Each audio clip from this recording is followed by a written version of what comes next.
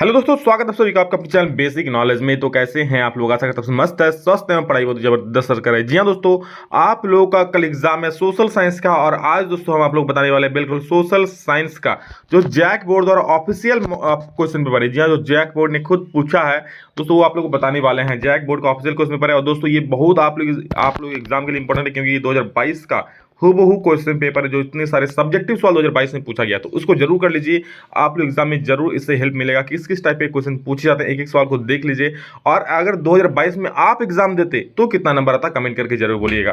ठीक है, अभी जितना तैयारी हुआ है तो चलिए देखिए सारे क्वेश्चंस को, और आप जरूर बोलिएगा कि इस ये जो 40 नंबर का सब्जेक्टिव पेपर इसमें आपको कितना आ रहा है, और हर एक क्वेश्चन को अच्छे से देख लीजिए, समझ लीजिए, ताकि एग्जाम में अगर इससे संबंधित सवाल पूछे तो बिल्कुल ना छूटे। चलो देखते हैं दोस्तों, बिल्कुल ये झारखंड बोर्ड का ऑफिशियल पेपर है, तो जरा भी मिस मत करना। आपके जितने सारे दोस्त है, प्लीज दोस्तों मैं बार बोलता हूँ, उनको खाली शेयर कर देना, ताकि उनको भी लाभ मिले, वो भी पढ़ पाए। ठीक है, बहुत सारे बच्चे टेंशन में रहता है सर क्या पढ़े क्या नहीं, तो शेयर कर दो। ये तो जरूर करना, ये हर एक विद्यार्थी को करना जरूरी है। जैक बोर्ड का जो प्रीवियस ईयर क्वेश्चन 2022 का। चलो देखते हैं क्या क्या सवाल है, और उसको हम लोग आसान तरीके से आसान भाषा में समझते हैं।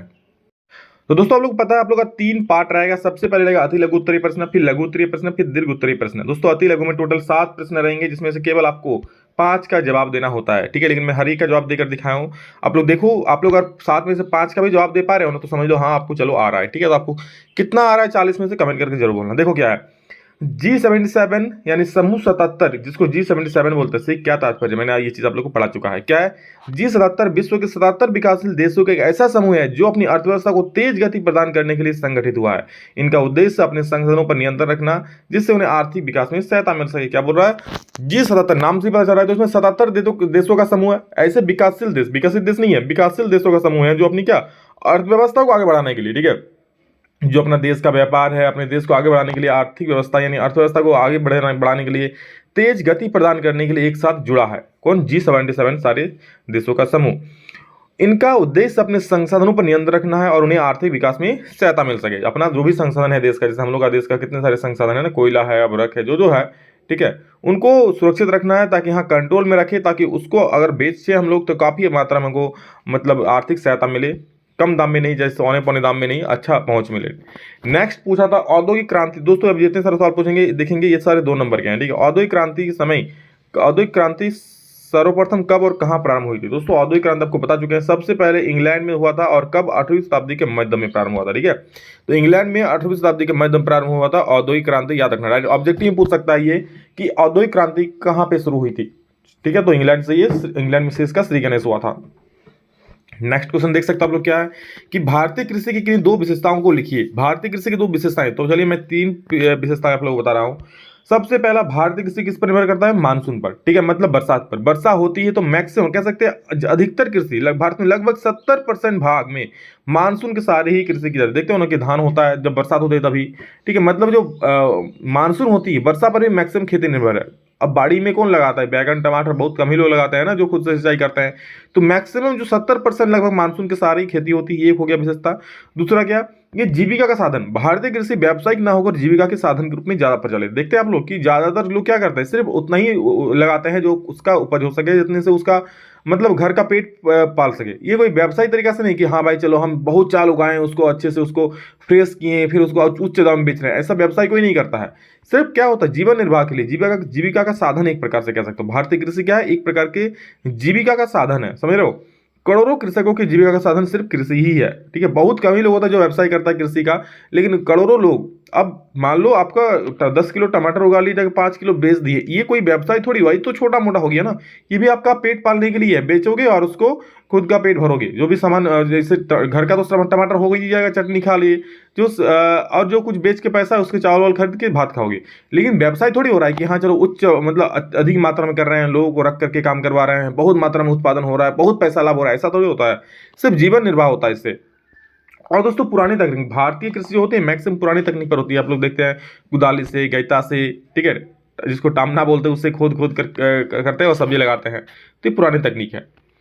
राजनीतिक दल का अर्थ स्पष्ट कीजिए। ये भी मैंने आप लोग पढ़ाया क्या? लोगों का एक ऐसा संगठित समूह जो चुनाव लड़ने और राजनीतिक सत्ता हासिल करने के उद्देश्य से कार्य करता है, उसे राजनीतिक दल कहते हैं।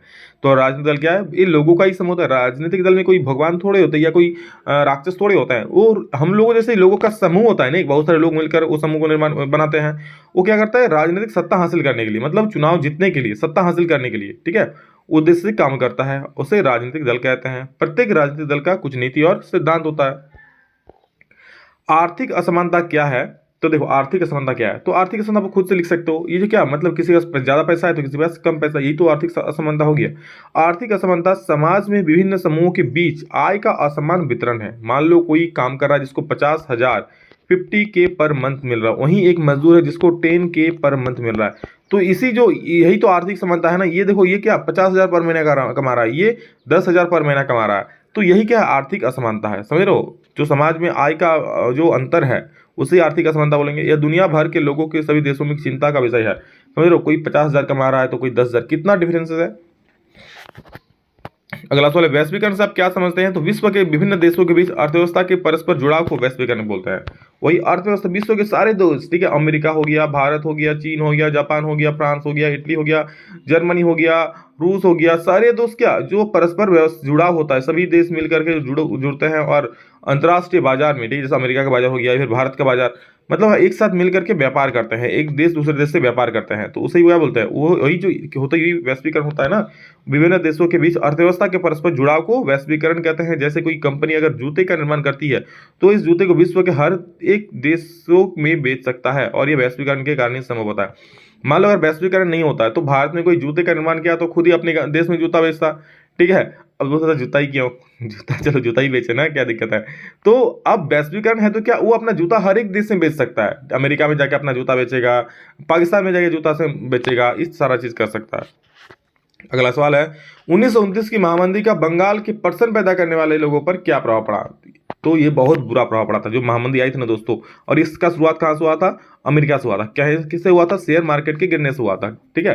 तो 1929 ईस्वी के महामंदी के कारण बंगाल के पर्सन पैदा करने वाले लोगों पर बहुत बुरा प्रभाव पड़ा। पर्सन की कीमतों में भारी गिरावट हो गई थी। इसके परिणाम स्वरूप बहुत सारे लोग कर्ज में डूब गए थे। समझ रहे हो? मतलब महामंदी मतलब पर्सन के दाम बहुत गिर गए थे भाई साहब। उतना रुपया उन लोगों को नहीं मिल रहा था जितना उन लोगों को मतलब क्या बोलते, खेती करने में लग गया था। तो बहुत सारे लोग इसमें कर्ज में डूब गए थे। स्पिनिंग जेनी क्या है? इसका आविष्कार, यहाँ इसका तो थोड़ा गलती हो चुका है, देख लेना। इसका आविष्कार किसने किया था? तो स्पिनिंग जेनी एक कताई मशीन था। कौन सा कताई मशीन था? इसका आविष्कार जेम्स हरग्रीव्स ने किया था। काफी महत्वपूर्ण सवाल है, आप लोग एग्जाम के लिए भी देख सकना है इसको।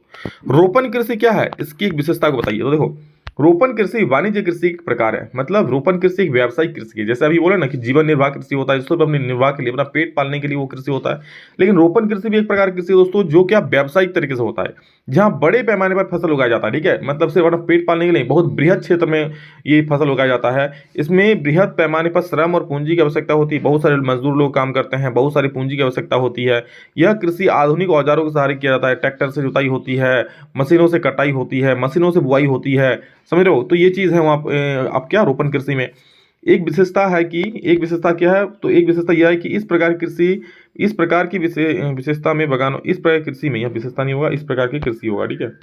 इस प्रकार की कृषि, अरे भाई, इस प्रकार की कृषि में बगानों में ही कार्यालय, माल तैयार करने, सुखाने, पैकिंग और श्रमिकों के निवास स्थान होते हैं। तो दोस्तों आप लोगों के पास ज्यादा जगह है तो इस प्रकार कर सकते हो, अपना बहुत बड़ा क्षेत्र में क्या उगाना एकदम फसल को, और बागान में ही अपने एक ऑफिस बना देना, ठीक है। और माल तैयार करने, सुखाने का, पैकिंग, सारा व्यवस्था वहीं पर कर देना। गजब ही होगा ना, समझ रहे हो? गाँव में एकदम, गाँव का गाँव एकदम उद्योग हो जाएगा। लेकिन उतना जगह नहीं होता है किसी के पास, तो इसलिए दोस्तों व्यवसायिक कृषि नहीं हो पाती है, ठीक।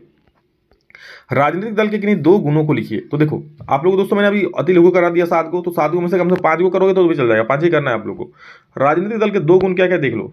मैं 3 गुण लिख दिया है। राजनीतिक दल क्या करता है? सबसे पहले चुनाव लड़ता है। जी हाँ, तभी तो राजनीतिक दल कहलाता है। बिना चुनाव, वो चुनाव नहीं लड़ेगा तो किस लिए राजनीतिक दल बनेगा, ठीक है। उसको इतना समाज सेवा में, मतलब समाज सेवा करेगा तो चुनाव लड़के ही करेगा ना, चुनाव जीतेगा तभी।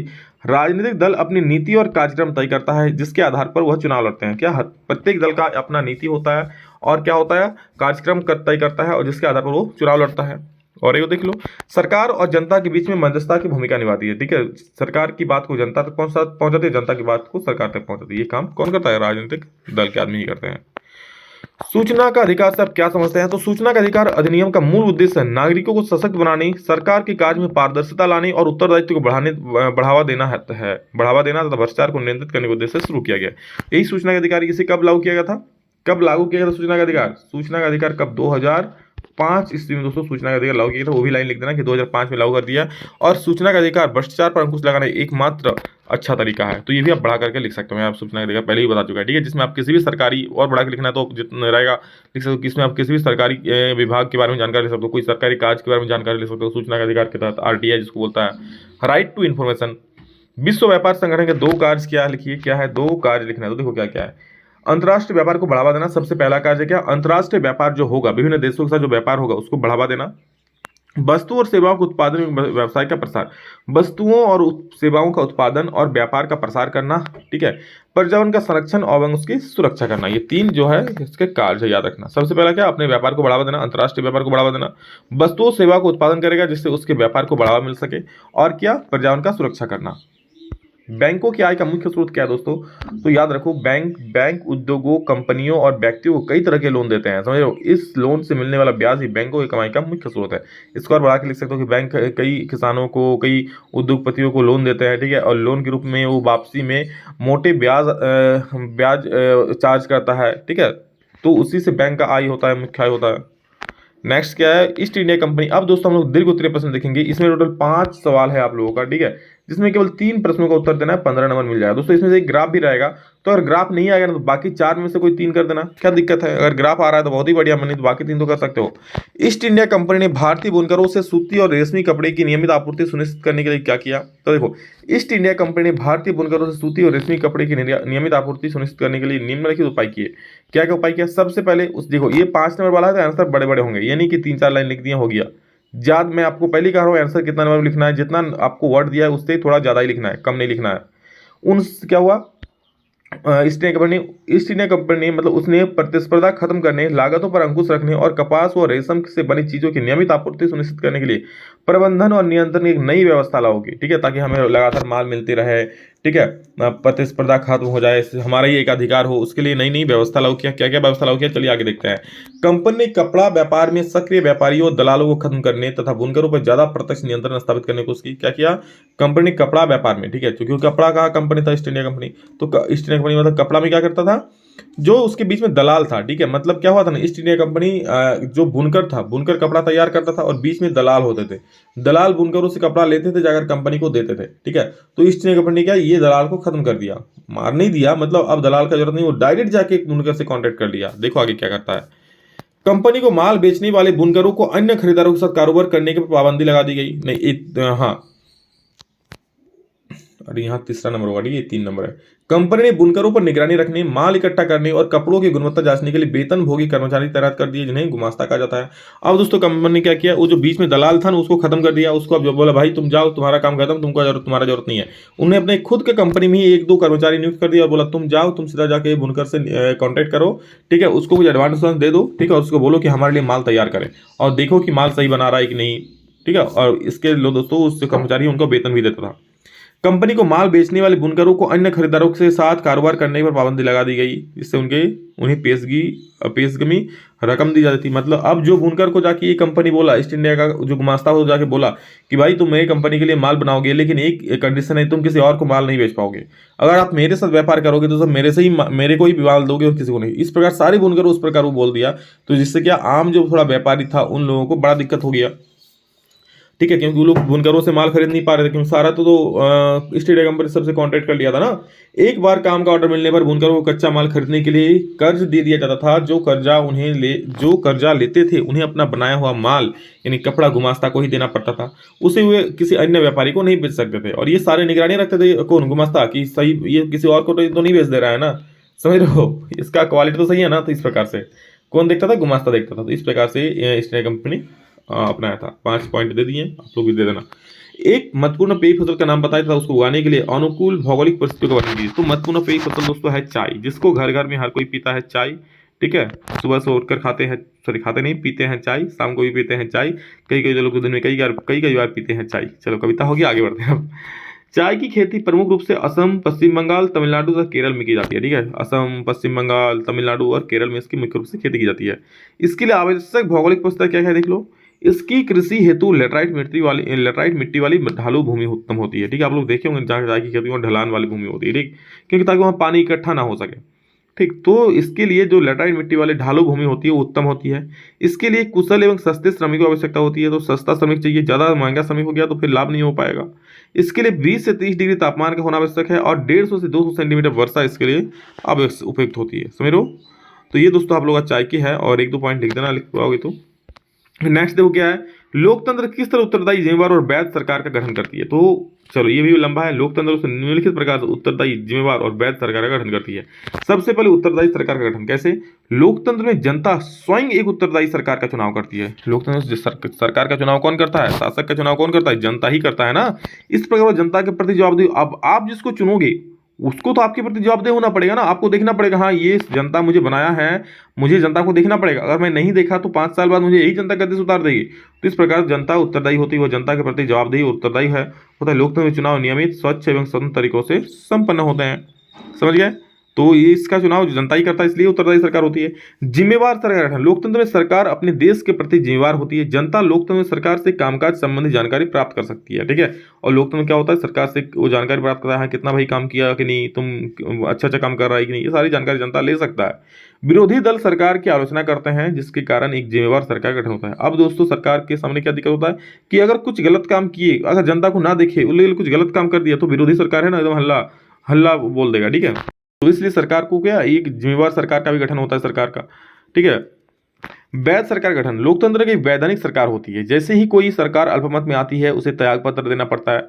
एक ये वैधानिक सरकार होती है, ऐसे नहीं चलो भाई कोई भी बन गया, ये एक वैधानिक बिल्कुल प्रमाण चाहिए इसके लिए। ठीक है, सरकार अगर अल्पमत में आ जाती है तो उसे त्यागपत्र देना पड़ता है, जिससे उसकी वैधता समाप्त हो जाती है।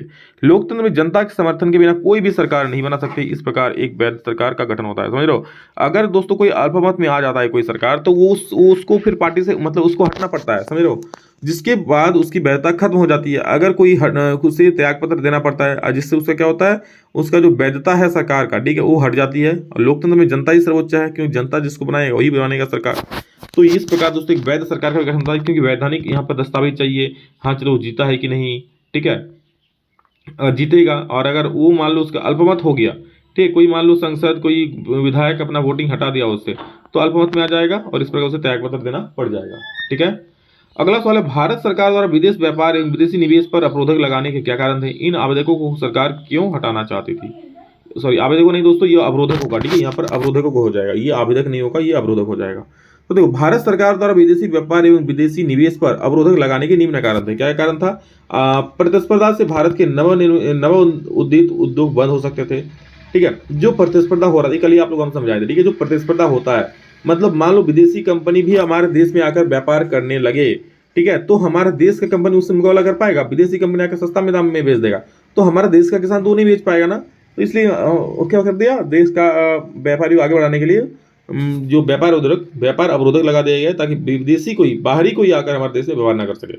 ऐसा इसलिए किया गया था कि विदेशी स्पर्धा से देश में उत्पादकों को संरक्षण प्राप्त किया जाए, संरक्षण प्रदान किया जाए। यानी कि अगर विदेश कंपनी आएगा तो वो विदेशी से अपना मुकाबला नहीं कर पाएगा भारतीय कंपनियां। ठीक है, क्योंकि वो सस्ते दाम में बेच देगी, तो भारतीय कंपनी आगे नहीं बढ़ पाएगी। इसलिए सरकार ने सोचा नहीं, पहले हम कुछ कंपनी को आगे बढ़ने देते हैं, उसके बाद अवरोधक हटाएंगे, मतलब जो रुकावट है विदेशी व्यापार कंपनी को आने का, उसको हटाएंगे। नेक्स्ट पॉइंट, ऐसे में यही उचित समझा गया कि केवल उन्हीं वस्तुओं का आयात किया जाए जिनके बिना काम चलना कठिन है और जो बिल्कुल अनिवार्य है, जैसे उर्वरक, पेट्रोलियम आदि। ठीक है, अब सरकार ने क्या तय किया कि सब वस्तुओं को यहाँ पर अवरोधक नहीं लगाएंगे, नहीं तो हम लोग खाएंगे क्या। तो केवल उन्हीं वस्तुओं को अवरोधक लगाया गया जो बहुत जरूरी हो, जैसे पेट्रोलियम हो गया। ठीक है, ये सारा चीज पर इन अवरोधकों को सरकार निम्नलिखित कारणों से हटाना चाहती है। अब देखो, अब हो गया, चलो बहुत हो गया, अब बहुत दिन अवरोधक रख लिए, अब सरकार सोच रही है इसको हटाना जरूरी है। तो क्यों जरूरी है, देखो क्यों जरूरी है। सबसे पहला पॉइंट, इस प्रतिस्पर्धा के कारण भारतीय उत्पादक अपने माल में सुधार करने का प्रयत्न करेंगे, ताकि उनके माल विदेशों में एक बड़ी मात्रा में बिक सके। ठीक है, अब दोस्तों अब जब होगा ना, अब देखो कंपनी आगे बढ़ चुकी है, उनके पास आर्थिक रूप से बहुत पैसा जमा हो चुका है, बहुत वो बेच लिया अपने देश में। ठीक है, तो क्या हुआ, अब क्या हुआ था ना, ये इतना चालाक थे व्यापारी सब कि अब विदेश से कोई विदेशी कंपनी से कोई प्रतिस्पर्धा ही नहीं था, तो जैसा मन सामान बेच रहा था। अब विदेशी कंपनी आएंगे तो फिर क्या होगा, कंपटीशन बढ़ेगा, तो अच्छा क्वालिटी का माल देगा ना, इसलिए सोचा कि नहीं, अब विदेशी कंपनी को आना चाहिए। एक स्वच्छ प्रतिस्पर्धा चीजों की गुणवत्ता बढ़ाने में सिद्ध होती है, ठीक है। एक स्वच्छ प्रतिस्पर्धा जो होती है, ठीक है, मतलब अब विदेशी कंपनी आएगा वो भी सामान बेचेगा बाजार में, अब भारतीय कंपनी भी अपना सामान बेचेगा, जो सामान अच्छा होगा वही तो लोग खरीदेगा।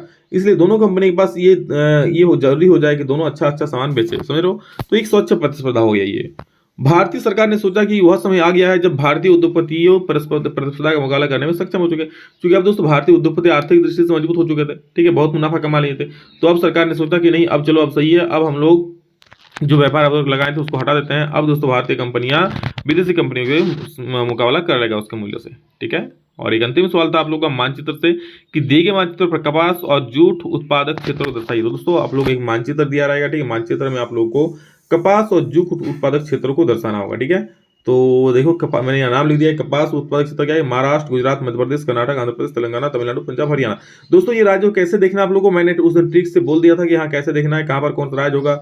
उत्तर प्रदेश के बगल में बिहार होगा, बिहार के नीचे सामने झारखंड, झारखंड के बगल में आप लोग पश्चिम बंगाल, और झारखंड के नीचे छत्तीसगढ़ भी है, ठीक है। उसके बाद आप लोग आंध्र प्रदेश होता है, तमिलनाडु होता है, केरल होता है, कर्नाटका होता है, फिर उसके बाद मतलब सारा चीज आप लोग ट्रिक्स बता देंगे, आप लोग मैप वाला चीज देख लेना, जरूर देख लेना कि वहां पे कौन सा कम से कम राज्य है, ये चीज जरूर देख करके जाना, समझ रहे हो। जूट कहाँ पर है? तो जूट आप लोगों को पता है पश्चिम बंगाल, बिहार, असम, उड़ीसा और मेघालय में पाई जाती है। तो इन सब चीजों को, इन सब राज्यों को कलर कर देना और लिख देना कपास उत्पादक क्षेत्र, और इन सब राज्यों को कलर कर देना, लिखना जूट उत्पादक क्षेत्र। बस हो गया, 5 नंबर मिल गया। तो ये था दोस्तों 2022 का आप लोगों का ऑफिशियल क्वेश्चन पेपर। 80 नहीं, ये 40 नंबर का एग्जाम हुआ था, 40 का ऑब्जेक्टिव हुआ था। बताओ 40 में सबको कितना आता था, ये जरूर कमेंट कर लेना, ठीक है। चलो, love you all, thank you all, इतना ही, फिर नेक्स्ट वीडियो में जल्द मिलेंगे, तो जय हिंद, वंदे मातरम।